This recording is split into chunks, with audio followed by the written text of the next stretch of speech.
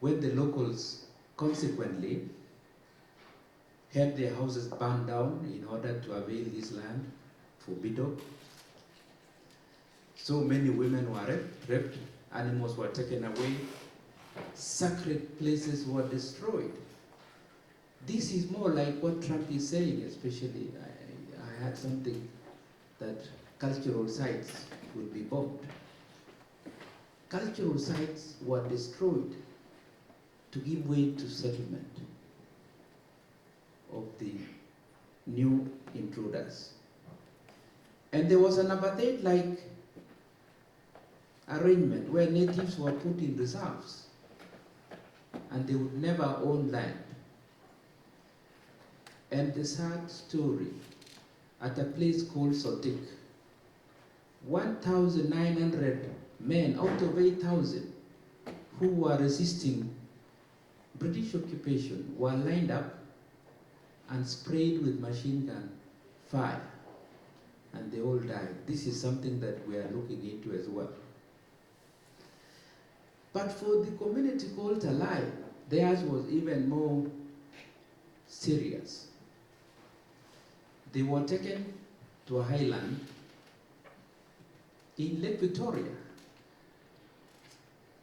The island, the place is called Kwasi, and within there is the place called Lambwe Valley, which the British knew very well was harsh because it was infested with tsetse flies and mosquitoes, and it was not fit for human habitation. So these people were taken there. In this place, there were mosquitoes, tsetse flies. Tsetse flies infect cattle with a disease called Nagan, and sleeping sickness to humans. Mosquitoes infect people with malaria. What is very interesting is that in the archives, it is recorded that for the first 3 years, 100% of all the women of these people aborted. We had ferocious snakes as well, which coiled people, so many were hurt, others were swallowed. And this is something that we are revisiting.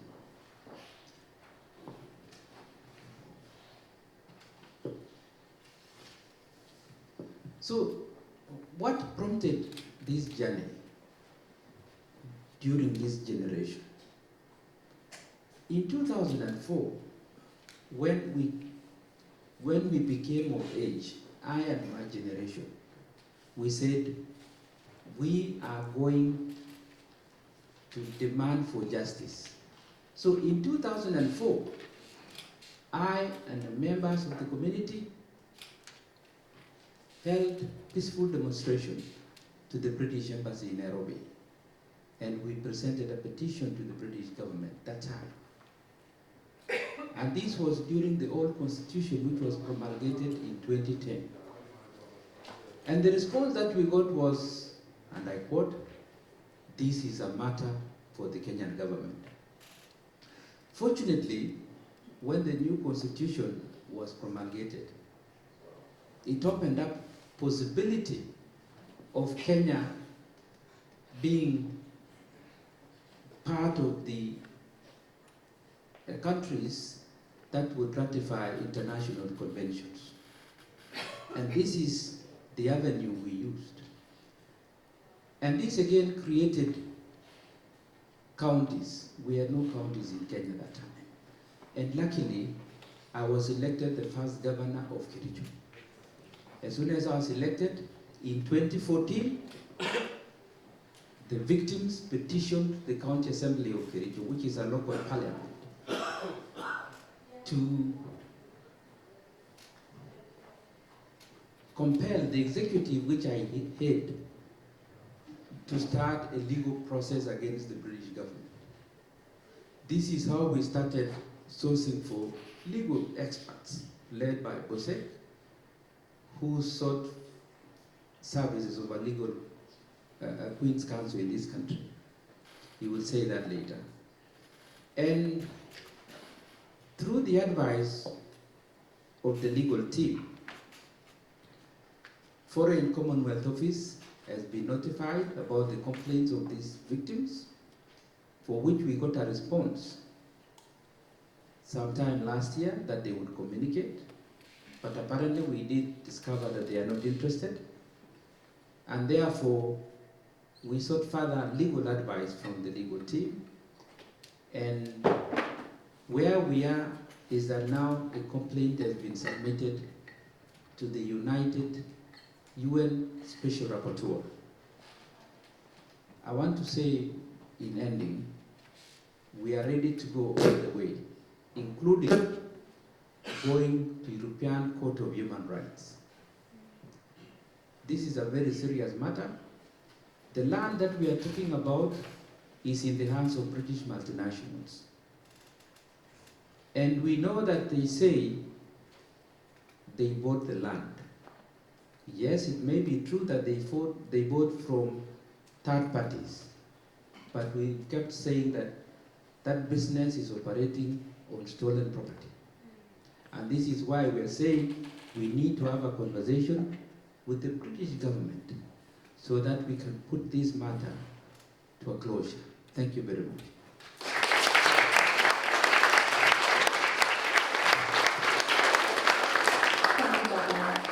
I'll now hand over to Bosek, who has been described as the lead counsel on the case, and I perhaps will go a bit into the technical legal arguments, which unfortunately is what it comes down to rather than the moral ones.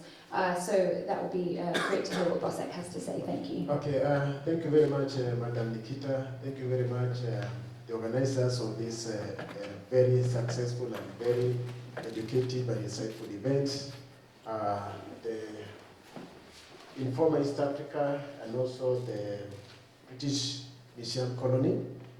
I must say that I've learned a lot, and I'm very happy to make presentation before this panel of very highly educated and insightful people, including Professor Chege, whom I'm meeting for the first time. You can tell I'm very excited, he has not known that.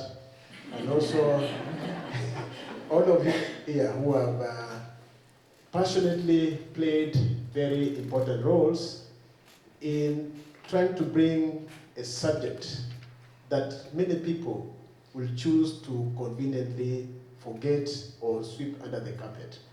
But I must say, issues of human rights do not disappear unless they are addressed. And when they are addressed early, the societies are able to live with it and move on. And even we create a better world where there is order, where there is rule of law, and where there is fair administration of justice, and where human rights are not only protected, but they are advanced. Turning back to our subject today, which my good governor here has ably handled, mine is to, as Nikita said, identify some few silent features. Silent features about colonialism, and particularly the land issues and human rights issues touching on the Kipsigis and the Talai people of the Republic of Kenya. Sometimes, ladies and gentlemen, I've had this disturbing concern as to who to blame regarding the loss of land and violation of human rights among the Kipsigis and the Talais. Do I blame the British people, or is it their monarch? Why am I saying this? You read the British law and you get this impression that it's a good law before it is applied.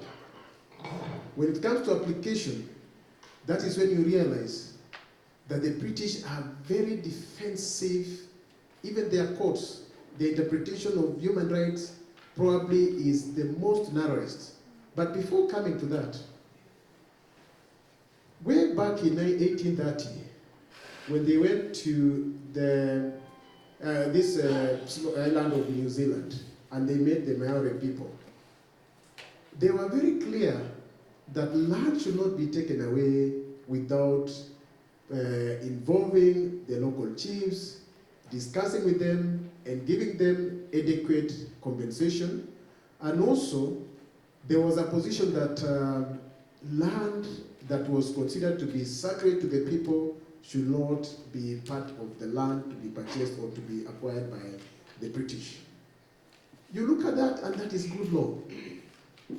You look at that, and that is law coming from a responsible government of civilized people. 1830. Now, come to East Africa like 60 years later, and you see the most barbaric approach to governance and administration generally. First of all, there is this law, the so-called British Foreign Overseas Settlement Act, whereby the Queen that time, Victoria, was given the mandate by the House of Commons, pursuant to this act, read section 2, that the British in settled areas, the monarch has to ensure that the subjects and the natives are treated equally. Treated equally, and I need that to be underlined. That is the law from the House of Commons. Is that a law that we should applaud? But then, that was only by the law. On the ground, the things they were doing was very negative.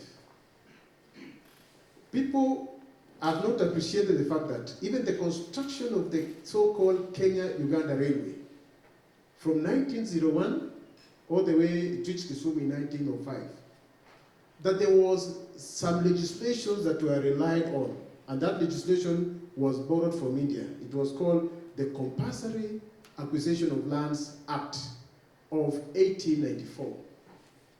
And in that act, Africans were supposed to be compensated during the construction of the railway. But there is no African community that ever received that compensation. No African community. Yet that was what the law is saying. I'm just quoting the law. Can the British run away from this? They had the law, they are not implementing the law. And that's why we have problems. When any country does things against the law, it can not run away from it unless it owns up and provide a relief for what has been done against the law. Governor has mentioned about the protectorate era and the colonial era. In law, a country that is exercising protectorate and international law cannot exercise what is called domestic jurisdiction. It's their business to be concerned about the foreign issues, foreign affairs, foreign trade, diplomacy, and probably things to do with war. But then when it comes to matters of land, they are not supposed to do anything in alienating land. But for the British, they did the very opposite. Took away land in huge acreages. By 1907, the entire Cape land had been declared to be crown land. Crown land. And then the criteria of describing this is very offensive to the English language. Crown land was supposed to be wasteland and unoccupied land. Mark those words. They are in English, isn't it? Wastelands and unoccupied land. But what we see on the ground, what is your understanding of a wasteland? Is it land that probably is acquired, you can use it for agriculture? Is it land that is wasteland, a wetland, where you can't do any agriculture? How do you acquire what you are calling wasteland and you turn into very big-time business, world-class business, and you're calling it wastelands? That is English language. Let them explain to us. They are the English speakers. They are the custodians of English language. But how do you call land unoccupied? Yet the 39 or 38, parcels of land that forms the estates in Kericho are all having local names. I can name all those names. Chagai, Cheimen, Tagabi, all that. You might not understand them. If they were not occupied, probably they would have called it by names from England. We'll be having New Hampshire, we'll be having Colchester, we'll be having New Hampshire, we'll be having all these interesting names. Maybe the Itare River or River Chemosit will actually be the Little Thames River. But people were occupying those places. We've done in-depth research. We've discovered ports and artifacts that were used by our people. We've discovered that other than the stories that we are hearing from our forefathers, our fathers and our mothers, our grandmothers, we have also discovered scientifically that there are so many areas where tea cannot grow, and it's because where you have kept a lot of livestock, tea will not grow because of too much alkalinity, I believe. So tea cannot grow there. So all these places were homesteads. So this idea of calling it unoccupied is false. How can you give the crown what is wasteland, a crown of England, giving it what is wasteland? Now, that our people suffered is best captured by the writings of the Kericho District Commissioner then, by the name of A.S. Swan, Anthony Swan, who in 1946 in the Kericho report stated that certainly there is no other African community that has lost most land than the unfortunate Kipsigis man. In 1946, that is what he wrote. We lost more than 1 million acres.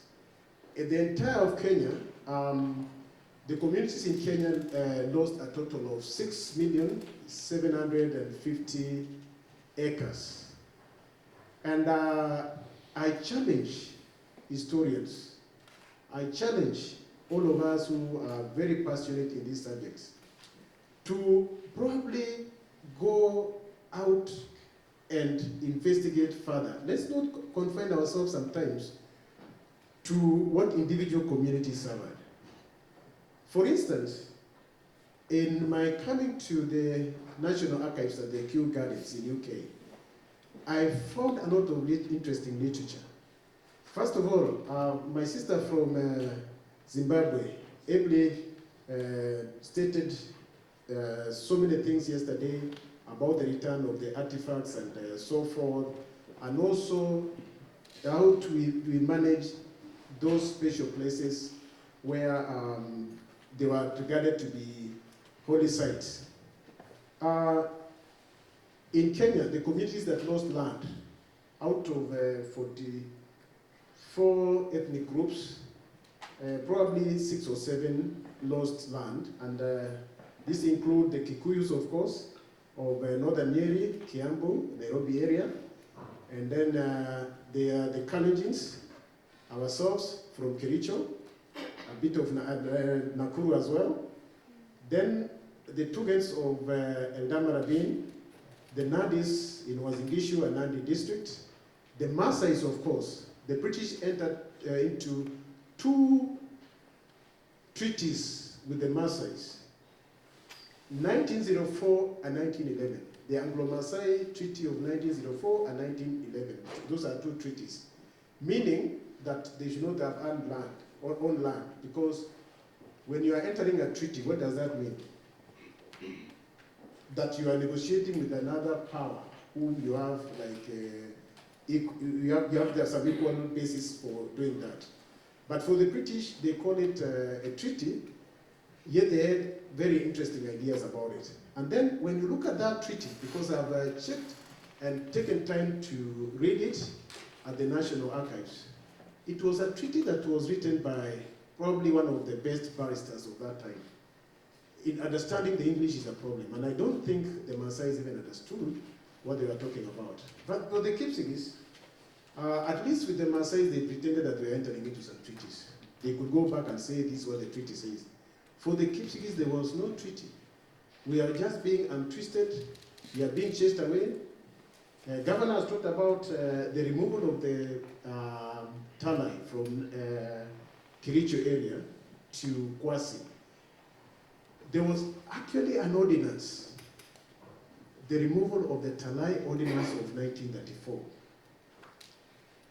And there was active involvement of the Secretary of Colonies in England, not in Kenya, but in England, who came up, when you look at the draft ordinance, he amended it and said include section 9B. In section 9B, anybody who was being treated as a Talai had to prove that he was not a Talai. Talai, by the way, are a special or aristocratic part of the Kipsigis people. They are a special clan. We traditionally, there were people who had the ability to tell us about the future. Whenever we are going into war, they'll plan for that war. They'll also bless the warriors before going to war. And when they are coming back from war, they'll at the same time do some traditional rituals that allows people to come back after shedding blood. A man will not be allowed to come back to his family before some traditional rituals is done. And for us, the Talai occupied a very central position in as far as governance is concerned. They were our leaders. We're talking about people like Koitalel Samoei. We're talking about the first ever Kenyans to be sent into exile. Our king that time was a Talai by the name of Kipchomber Arab Koitalel, who was actually the elder brother of Koitalel Samoei. In 1914, after the British did everything to try to appease him and to make him subservient to them, so that probably they were to sign an Anglo-Kipsigis treaty.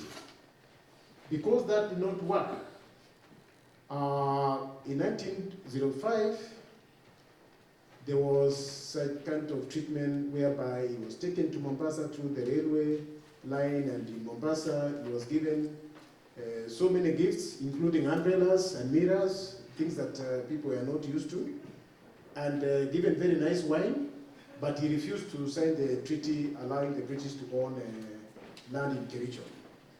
So that I don't take a lot of time, there are two things that need to come out very clearly. Number one, in 1963, when we gained independence, Zimbabwe had lost 18 million acres of land.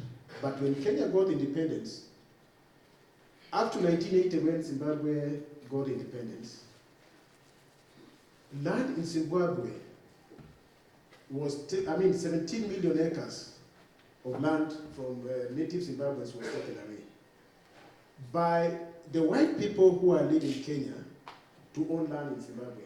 Because in Zimbabwe, land was very cheap. You'll sell 1,000 acres of land to give you enough money to buy 5,000 acres in Zimbabwe, and you do developments and other stuff like that. So a linkage, obviously, is provided between land injustices in Kenya and also in Zimbabwe. This thing cannot be treated in isolation, and I challenge historians like Professor Chega here to be able to provide in such nexus. Number two, apartheid started in Kenya. The British could have called it a different name. But choosing people and putting them in the so-called native reserves. What is the difference between when you put a particular group of people in a reserve with the apartheid in South Africa, which at least the Afrikaners were very open about it, but the British were doing it in a very certain manner. The other thing that I need to say is, I've said apartheid started in Kenya, but was perfected in South Africa, and I think there should be a research on that kind of nexus. British cannot run away from the fact that they are the ones who started apartheid, which is racial segregation. Secondly, and very importantly, when they declare Kenya a colony, it means we became part of the British crown. We were subject of the Queen of England or the King of England, whoever was the crown that time. Meaning that as a subject we should have enjoyed equal status in law. But why separate people on the basis of their color? When I hear this song of Lucky Dube, I think it was very applicable in Kenya. Born to Serve and other stuff like that. I could say more and more about the Talais. Talais, by the way, when they're in Kwasi, census was being done every year. And we know that under international practice, census are done every 10 years. And this census was not so that they could provide basic human services like education, health centers, and other stuff like that. As a matter of fact, they never built any health center. The British, by the way, never built anything in Kipsigis land. All we had are prisons and detention camps. The reason why some of us went to school is because of the American missionaries. The British missionaries were also on a mission, but to steal land. That's why you don't find Anglican Church being active in Kericho, because you cannot preach the gospel to somebody you are stealing land from. I think I've said enough, and Thank you. Thank you. Keeping with the subject of land, I'm going to hand over to Tom Wills, who's dealing with contemporary issues in Liberia at the moment, but also throughout the continent. So thank you, Tom. Thank you, Nikita. And it's a huge pleasure to be here today, to be invited to speak alongside these panelists, and delighted to see so many people in the room. As Nikita said, my expertise is not in reparations, and it's also not in the crimes of rich colonialism, and I think that subject is amply covered by my fellow panelists. Instead, I'm looking at crimes that are being committed today, in recent years, and will be committed in years to come by British companies in the global south. And then I will also talk a little bit about how the law needs to change to ensure that communities can access justice when they're subject to crimes such as those that are currently going on today. Formal territorial state-led empire is by and large over, but in the gap we have